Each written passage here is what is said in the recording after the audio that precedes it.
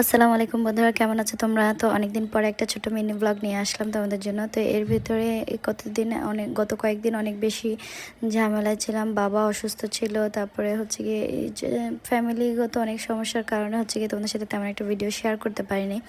তো যাই হোক, এটা হচ্ছে গিয়ে লাস্ট কয়েকটা আগের ফ্রাইডের একটা ভিডিও। তো যেহেতু মামুনি বাবা বাসায় ছিল, তো তোমাদের ভাইয়া বলছিল বাচ্চাদেরকে রেখে সারাদিন একটা ঘুরবো দুজনে, কারণ বাচ্চাদেরকে নিয়ে আসলে এত একটা ঘোরা সম্ভব হয় না, পসিবল হয় না। তো যার কারণে আর কি আমরা বের হলাম। তো প্রথমেই গিয়েছিলাম আমরা মতিঝিল হলিডে মার্কেট, যেহেতু ফ্রাইডে ছিল। তো এখানে অনেক কিছুই ছিল আসলে দেখার মতন, সুন্দর সুন্দর পর্দা ছিল, বেডশিট ছিল, হোম আইটেম সবই ছিল। তো আমরা বাইক নিয়ে ঘুরে ঘুরে দেখছিলাম। তো এর ভিতরে টুকটাক কিছু কেনাকাটা করে আমরা পরে এগুলো বাসায় রেখে আসি, যেহেতু বাসা থেকে বেশি একটা সময় লাগে না। এরপর গরম ছিল, তাই আমরা একটু ঠান্ডা জুস খেয়ে নিয়েছিলাম। আর আমি নিয়েছিলাম লাচ্ছি, আর তোমাদের ভাইয়া কী যেন নিয়েছিল। তো আমার অনেক দিনের শখ ছিল, ইচ্ছে ছিল যে গোকার্ট গাড়িটা চালাবো। তো তোমাদের ভাইয়া প্রথমে ওখানে নিয়ে যায়। তো গোকার্টে আমি প্রথমে গাড়িটা গোকার্টটা ট্রাই করি। ওখানে দুটা কার ছিল, একটা গোকার্ট আর একটা কি বুগি না কি একটা ছিল। আমি গোকার্টটাই ট্রাই করি, আর বুগিটা ট্রাই করি না। ওইটা একটা ছিল স্মুথ রোডে, আর একটা ছিল কাদা রোডেরটা আমি ট্রাই করিনি। তো এরপরে আর কি ওখানে পরিবেশটা খুবই বেশি সুন্দর ছিল, গাছে, আর গরম ছিল হালকা, কিন্তু গাছের জন্য গরমটা এত ফিল করা যায়নি। আর অনেক ঠান্ডা ঠান্ডা একটা বাতাস ছিল। তো প্রথম দিকে ভেবেছিলাম যে পারবো কি, আমার আগে কয়েকটা রাউন্ড ছিল, ওরা খুবই বাজেভাবে চালিয়েছে এবং উল্টাপাল্টা লাগিয়ে দিয়েছে। তো এখানে আবার লাগালে আবার জরিমানাও নাকি ছিল। তো সেজন্য একটু ভয়ে ছিলাম যে পারবো কিনা, আবার কিছু উল্টাপাল্টা হয়ে যাবে নাকি। না, দেখলাম যে এতটা কঠিন না, খুবই ইজি। তো তোমাদের ভাইয়াকে বলেছিলাম চালাতে, না, ও চালানোর কোনো ইচ্ছাই প্রকাশ করে নাই। দেখো আমি কি সুন্দর একটা ড্রাইভ করে চলে আসলাম। তো যাই হোক, আমি খুব এনজয় করেছি, যেহেতু এটা এর আগেও আমি একবার চালিয়েছিলাম, একবার না দুইবার ফয়েজ লেগে চালিয়েছিলাম, তবে ওটার ট্র্যাকটা একটু ছোট ছিল।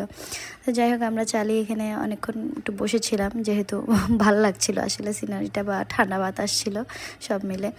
তারপরে এখান থেকে আমরা গেলাম গিয়ে 300 ফিট যাব। তো 300 ফিটে আমরা বসুন্ধরা দিয়ে চলে যাই। তো 300 ফিটে খাওয়া দাওয়া করব, তখন প্রায় 3টা বেজে গেছে। তো এরপরে তো খাবে।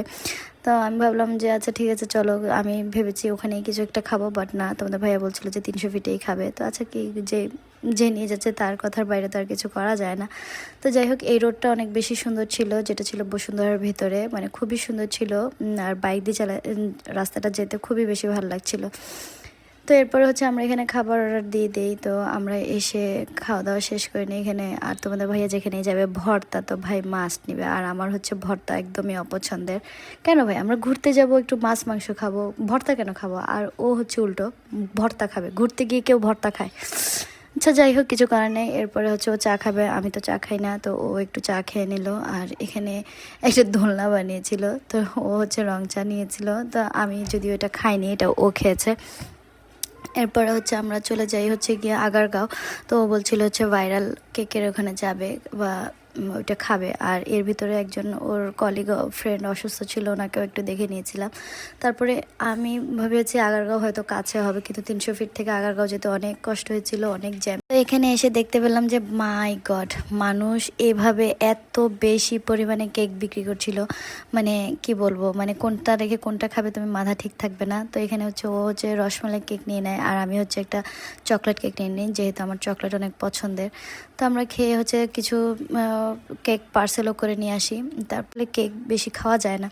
তারপর আমরা টিএসসি চলে আসি। এখানের ফুচকাটা মাশাআল্লাহ অনেক বেশি মজা ছিল, টিএসসির ফুচকাটা। তো এই আর কি, এরভাবে সারাদিন ঘুরতে ঘুরতে 10টা বেজে যায়। তারপর আর কি বাসায় ব্যাক করি। তো আল্লাহ হাফেজ।